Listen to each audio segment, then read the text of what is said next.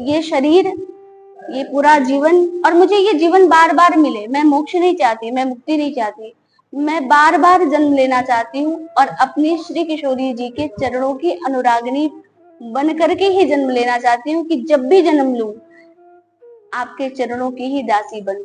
बस जीवन की एक पहली और आखिरी यही इच्छा है, यही लालसा है। आप यहाँ आए और सत्संग का आपके मन में भाव आया, क्योंकि संतों के पास लोग बहुत सारी चीजों को लेके जाते हैं कि महाराज मेरे ऊपर ये कृपा कर दो, मेरी ये परेशानी है, लेकिन आप अपने चैनल के माध्यम से लोगों को अपने सनातन धर्म के प्रति जागरूक कर रहे हैं। ये बहुत बड़ी बात है, क्योंकि आज हमारे मेरे सरकार ने मुझसे कहा कि आप कहीं भी वास करना, पर इस बात का ध्यान रखना कि वो हमारे श्री किशोरी जी का धाम हो। तो चाहे वो हमारे श्री सीता जी हो, चाहे वो हमारे श्री राधा रानी हो, और जीवन का यही उद्देश्य है कि बस मैं जहां भी रहूं बरसाना मिले, दूसरा कोई भाव नहीं।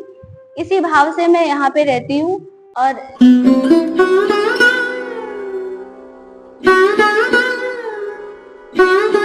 राधे राधे।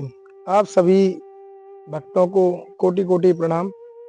श्री ब्रज धाम से आपको लगातार भारतवर्ष और ब्रज के छुपे हुए संतों के दर्शन हो रहे हैं। आज मैं आपको बरसाना में ही विराजने वाली एक साध्वी के दर्शन करा रहा हूँ। वो काफी लंबे समय से मैं उनको दर्शन कर रहा हूँ उनका। आज उनसे आज्ञा ली थी हमने कल उनसे, और आज उन्हीं का दिव्य सत्संग, और बहुत ही स्पष्ट वक्ता हैं। और आपके जितने प्रश्न हैं आपके मन के, और आपने जो पर्सनली मुझे भेजे हैं, उन सबका आज जवाब आपको मिलने वाला है इस सत्संग के माध्यम से। आइए जानते हैं कैसा अनुभव है उनका और आपके प्रश्नों के सवाल संत यात्रा के साथ।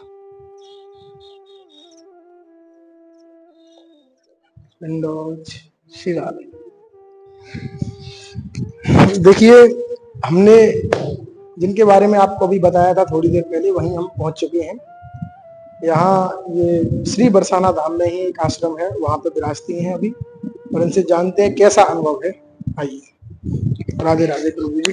इधर बैठ लूं मैं कहीं? अरे नहीं, मैं नीचे बैठ, ठीक है। चलो, वैसे तो संतों के पास, भक्तों के पास बराबर में बैठना नहीं चाहिए, हम बैठते भी नहीं हैं।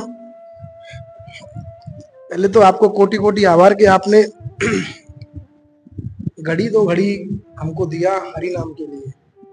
देखिए, सत्संग के लिए तो हम लोग का पूरा जीवन ही कम हो, और ऐसे आपके माध्यम से हजारों लोग सुने, समझे, अपने आप को जाने, वहां लगा लो आप। तो मेरा ये सौभाग्य है, और कि आपके चैनल के माध्यम से, आपके माध्यम से हजारों लोग सुनेंगे, देखेंगे, और किशोरी जी की कृपा रही तो हमारे इस सत्संग को समझने का प्रयास भी करेंगे, क्योंकि सुनना अलग हो जाता है, समझना अलग हो जाता है।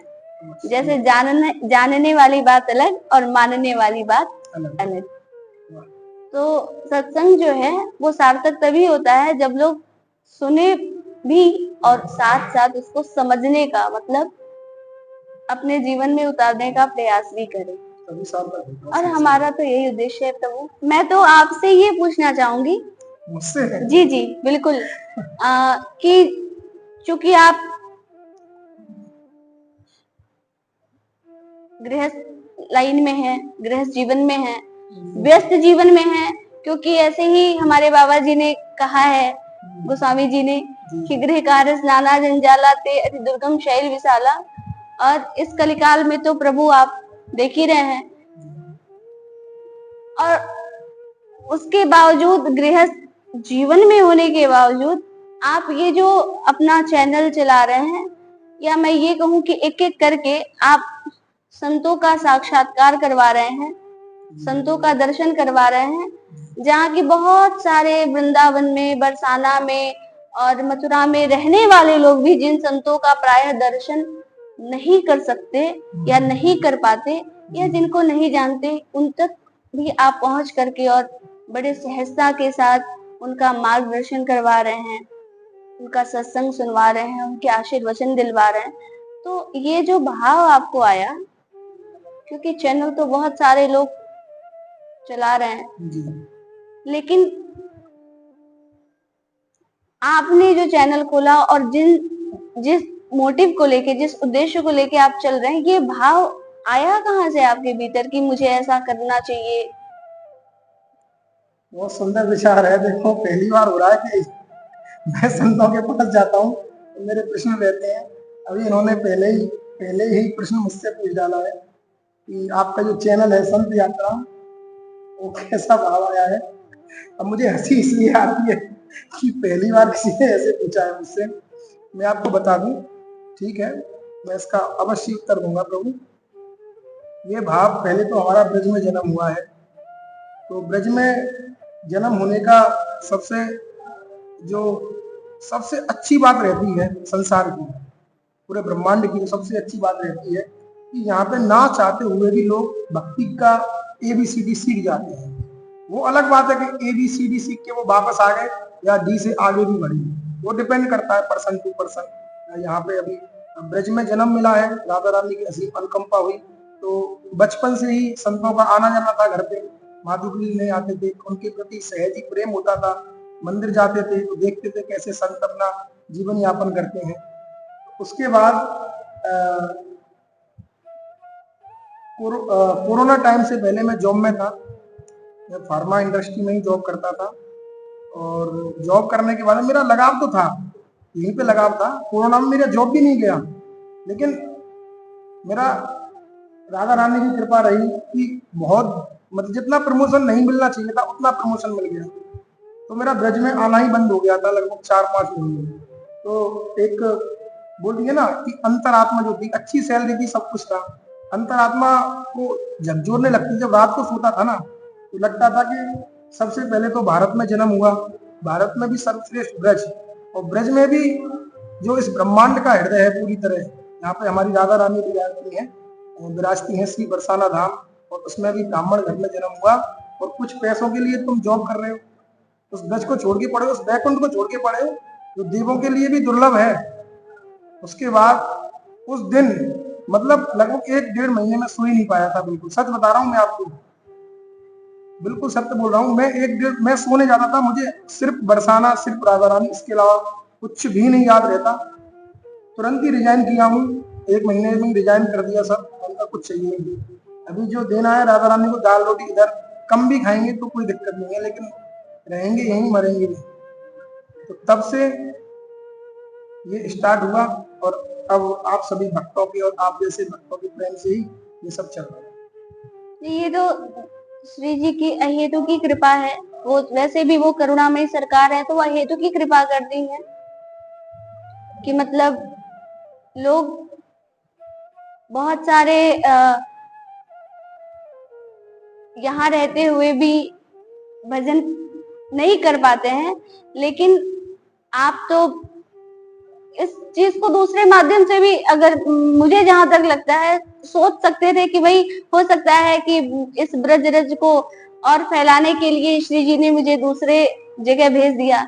लेकिन ये उनकी मतलब कैसी कृपा कही जाए कि उन्होंने फिर से अपने पास आपको बुला लिया, और ये आपके संस्कार हैं, अच्छे कर्म के फल हैं, पुण्यों के फल हैं कि आप फिर से ब्रज धाम में अपना सब कुछ छोड़ के, त्याग करके। सब तो ब्रज में ही था, कुछ दिन के लिए चला गया था। वो तो कुछ दिन के लिए आप गए नहीं थे, कुछ दिन के लिए आपको भेजा गया था। वो तो श्री जी की परीक्षा थी कि मेरा लाला मुझसे कितनी देर तक दूर रह सकता है। ये उनकी परीक्षा थी कि सब उन्होंने दे दिया मुझे, जो चाहिए था ना वो सब मिला वहां पे। सच में ही नौकरी में जो भी, और उसमें मैं जिंदगी अच्छे से काटता, बहुत अच्छे से, लेकिन मन नहीं माना, असंभव था वो। जैसे प्राय संतों के प्रवचन में ये सुनने को मिलता है ना कि भक्ति हमारी माँ है, और जिसको हम परब्रह्म परमेश्वर परमात्मा कहते हैं वो हमारे पिता हैं। तो और हम उनके छोटे छोटे बालक हैं, शिशु हैं। तो जैसे माँ रसोई घर में लगी हो, बच्चा रो रहा हो माँ के पास जाने के लिए, माँ के लिए, तो पिता देखता है कि माँ तो व्यस्त है, इसे मैं कोई मिठाई दे दिया। तो बच्चा अगर मिठाई लेके चुप हो गया तो बाप माँ को नहीं बुलाता। मिठाई लेने के बाद भी रो रहा है, माँ की तरफ ही देख रहा है कि नहीं मुझे उसी के पास जाना है, तो माँ फिर खिलौने दे देता है कि खिलौने खेल ले लिया, चुप हो गया, तो भी नहीं बुलाता, उसके बाद भी नहीं माना। तो कई प्रकार की चीजें दे करके उसको संतुष्ट करने की चेष्टा करता है, लेकिन बच्चा सब कुछ लेकर के और उसके बाद भी माँ की तरफ ही देखता रहता है कि मुझे ये सब नहीं चाहिए, मुझे तो मेरी माँ चाहिए, मुझे मेरी माँ को बुला दो या उसके पास भेज दो।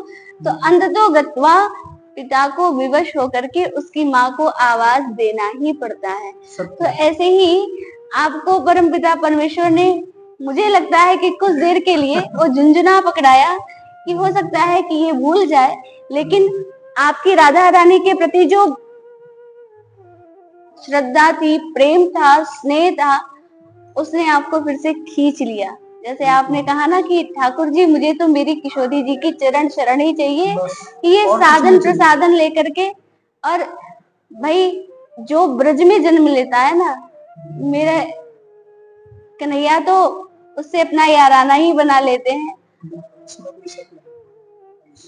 लेकिन मैं बड़ी आभारी हूँ कि आप यहाँ आए और सत्संग का आपके मन में भाव आया, क्योंकि संतों के पास लोग बहुत सारी चीजों को लेके जाते हैं कि महाराज मेरे ऊपर ये कृपा कर दो, मेरी ये परेशानी है, लेकिन आप अपने चैनल के माध्यम से लोगों को अपने सनातन धर्म के प्रति जागरूक कर रहे हैं, ये बहुत बड़ी बात है। क्योंकि आज हमारे देश में हमारे सनातन धर्मियों के ऊपर जो अत्याचार, जो पापाचार, जो भ्रष्टाचार हो रहा है, उनके नाम पर जो हो रहा है, वो बहुत ही हृदय विदारक है।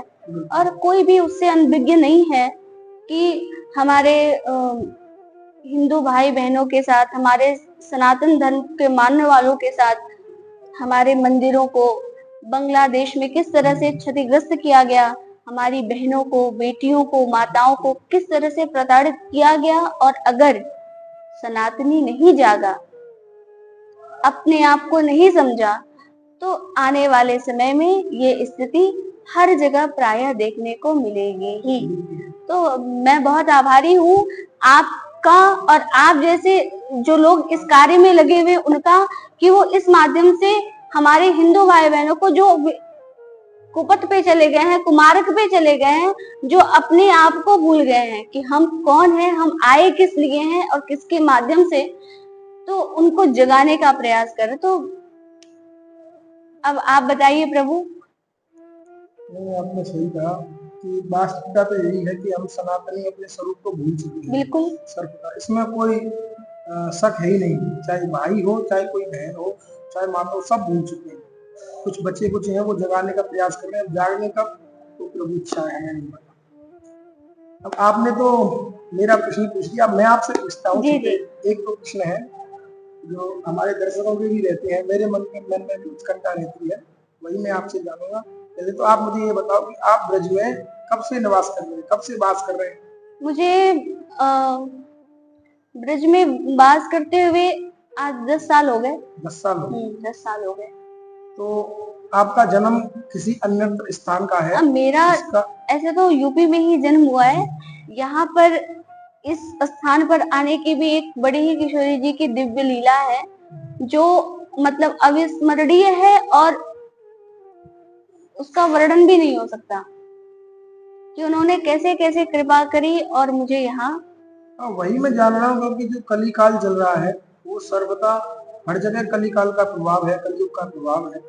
और आपका स्त्री शरीर है और उसके बाद भी आप अन्य जगह से इस ब्रज धाम में, और लगभग जैसा आपने बताया 10 साल से यहाँ रह रही है, क्योंकि स्त्री शरीर के लिए पुरुष की तुलना में कहीं ना कहीं कुछ परेशानियां रहती हैं, जो भड़के रहती हैं और उसको कहीं पर भी एडजस्ट हो जाते हैं। लेकिन अभी जो कलयुग का प्रभाव है वो स्त्री शरीर होने के बाद आप यहाँ 10 साल विराजमान, इसका कैसे ये सब? देखिए वैसे तो बाल्यकाल में ही, जब मेरी उम्र 3.5 साल की थी, 3 साढ़े 3 साल, तो उसी समय से मैं कथा कह रही हूँ। अच्छा, कथा कहती जी, ये मेरे किशोरी जी की ही कृपा है कि मैं कथा बोलने लगी, वरना मेरे पिताजी, उनका प्रोफेशन इस चीज से बिल्कुल अलग, वो बायो के लेक्चरर, तो मेरे घर परिवार खानदान कुल में कोई इस लाइन में, इस फील्ड में या इतना जिसके अंदर भाव हो, भजन करने की इच्छा, ऐसा कोई नहीं था।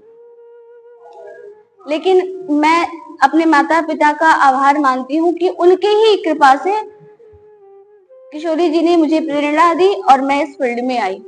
क्योंकि जब मेरा जन्म हुआ तो मेरे पिताजी की बड़ी इच्छा रही कि मैं डॉक्टर बनूं, जस्ट बिकॉज कि वो लेक्चरर थे बायो के। लेकिन उन्हें भी नहीं पता कि ये इस फील्ड में आ जाएगी। जहां मेरा जन्म हुआ वहां पर एक छोटा सा, मतलब सरयू के किनारे बरहज में सत्संग समिति है, आज भी चलती है, आज भी वहां नित्य सत्संग होता है। तो वहीं पर उसका जो उद्भव हुआ ना, वो मेरे पिताजी के माध्यम से ही हुआ। और उसमें जितने लोग थे, अभी भी हैं, वो सब इसी फील्ड में, मतलब सब टीचिंग लाइन में, कोई इंग्लिश का, कोई साइंस का, कोई मैथ्स का। तो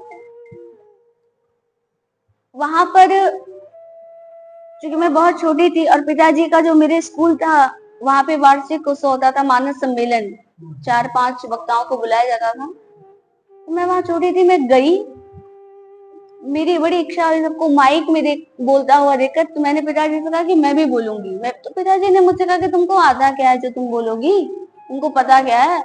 क्योंकि उस समय मैं स्कूल भी नहीं जाती थी, 3-3.5 साल का बालक स्कूल क्या करने जाएगा। लेकिन मेरी दीदी जो है, मेरी एक बहन है, उनको मैं टिफिन पहुंचाने, लंच देने के लिए जाती थी। तो उस समय गेट बंद हो जाता था और प्रार्थना होने लगती थी।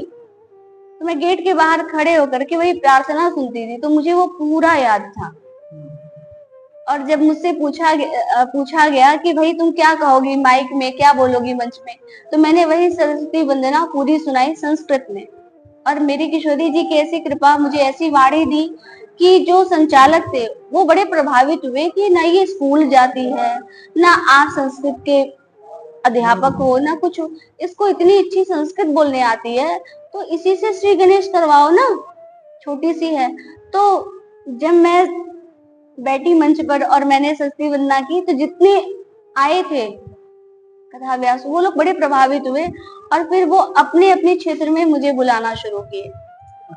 और मैंने पहली कथा भी, चूंकि मैं राम कथा कहती हूँ, तो मैंने पहली कथा भी यही कही थी कि हनुमान जी किशोरी जी से पूछ रहे हैं, श्री सीता जी से, कि आप सिंदूर क्यों लगाती हैं। और हनुमान जी राम कथा के रसिया भी हैं और राम कथा के वक्ता भी हैं। तो बस उन्हीं की कृपा से मैं इस फील्ड में आई। बाकी मेरे पिताजी ने मुझे पूरी एजुकेशन दिलाई, लेकिन मेरा जो वो लगाव था ना इस क्षेत्र में, वो अनायास ही बढ़ता चला गया। और बाद में तो ऐसा बढ़ा कि पूरी पढ़ाई करने के बाद भी मैंने जॉब सेलेक्ट नहीं किया और मैंने विरक्ति ली। और यहाँ मेरे जो गुरुजी हैं, जनकपुर के जानकी मंदिर के पीठाधीश सरकार श्री 1008 श्री राम तपेश्वर दास जी महाराज, मैं उनकी कृपा पात्र शिष्या। तो मेरे सरकार ने मुझसे कहा कि आप कहीं भी वास करना, पर इस बात का ध्यान रखना कि वो हमारे श्री किशोरी जी का धाम हो। तो चाहे वो हमारी श्री सीता जी हो, चाहे वो हमारे श्री राधा रानी हो, दोनों मेरे ठाकुर जी की आह्लादिनी शक्ति हैं और हमारी आराध्या है। तो इसीलिए मैंने फिर ब्रज में, बरसाने में छोटी सी अपनी कुटिया ली और यहाँ पे विराजती हूँ समय समय पर। चूंकि आश्रम की सेवा है, आगे जैसे श्री जी कृपा करेंगी वैसा होगा। और उसी पर्पज से मैं यहाँ रहती हूँ। जब कथा रहती है तो कथा कहती हूँ, बाकी समय में यहाँ पे रह करके भजन करती हूँ। और जीवन का यही उद्देश्य है कि बस मैं जहां भी रहूं बरसाना मिले, दूसरा कोई भाव नहीं। इसी भाव से मैं यहाँ पे रहती हूँ।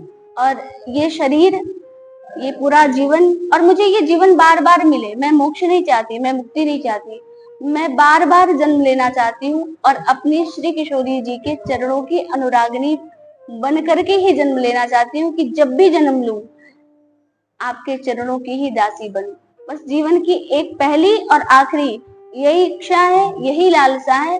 और मैं चाहती हूँ कि जितने लोग भी हमारी श्री किशोरी जी का एक बार दर्शन करें, उनके मन में केवल यही भाव आए कि हमें उनसे कुछ नहीं चाहिए, हमें तो वो ही चाहिए। क्योंकि ये संसार तभी तक फंसा हुआ लगता है जब तक हमें उनसे चाहिए। जिस दिन हमने उनको चाह लिया ना, उस दिन संसार में कोई फंसाव नहीं दिखेगा साहब। फिर तो संसार भी अपना ही लगेगा। क्योंकि ये सृष्टि, ये जगत, ये संसार हमारे ठाकुर जी के ही द्वारा बनाया हुआ है। और हमारे सरकार, हमारे ठाकुर जी सब पर बराबर करुणा करते हैं, कृपा करते हैं। लेकिन जो उनसे मांगते हैं उन पर अलग, और जो उनको मांग लेते हैं उन पर अलग, फर्क इतना है। बहुत गहरी बात बताइए आपने, ये सत्य है। ये सब लोगों को समझनी चाहिए। हम कई सत्संगों में बताया गया है कि वास्तव में प्रभु के पास जाके प्रभु को ही मांगना चाहिए। सत्यता तो यही है। बाकी सांसारिक लोग हैं, सांसारिक वस्तुएं भोग के लिए मांगते हैं। सबका अलग अलग भक्ति है, खैर वो विषय नहीं है हमारा।